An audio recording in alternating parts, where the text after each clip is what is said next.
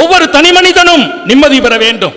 ஒரு தனி மனிதனின் நிம்மதி ஒரு குடும்பத்தின் நிம்மதி, குடும்பத்தின் நிம்மதி சமூகத்தின் நிம்மதி, நாட்டின் நிம்மதி. எல்லாரும் எழுதிக்கங்க, இதயத்தில் பதிச்சுக்கிறணும்.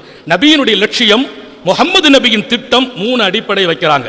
ஒவ்வொரு தனி மனிதனும் பிற மனிதர்களின் நலவை மாத்திரம் நாடுங்கள். லா யுமினு அஹதுக்கும் அத்தா யுஹிப்பா லிஅஹீஹி மா யுஹிப்ப லிநஃப்ஸிஹி. உங்களில் ஒருவர் உண்மையான விசுவாசியாக முடியாது, இறைவனின் அன்பை பெற முடியாது, என் நேசத்தை பெற முடியாது, விசுவாசி என்ற இடத்தை பிடிக்க முடியாது எதுவரையிலும் நீ உனக்கு பிரியமானதை உன் சகோதரனுக்கு நேசிக்க வேண்டும். பிரச்சனை வருமா, துன்பம் வருமா, கஷ்டம் வருமா, தேவைகள் ஏற்படுமா, மறந்து விடாதீர்கள் படைத்தவனை. கையேந்தி விடுங்கள், கண்ணீர் வடித்து விடுங்கள், அழுது விடுங்கள், கேட்டு விடுங்கள். அவனிடத்தில் அழுவது அவமானம் இல்லை, அவனிடத்தில் கேட்பது கேவலம் இல்லை. அவனிடத்தில் கையேந்துங்கள், கேளுங்கள், கண்ணீர் வடியுங்கள். அவன் உங்கள் பிரச்சனைக்கு துணை நிற்பான் என்கிறார்கள் நபிகள் நாயகம் ஸல்லல்லாஹு அலைஹி வஸல்லம்.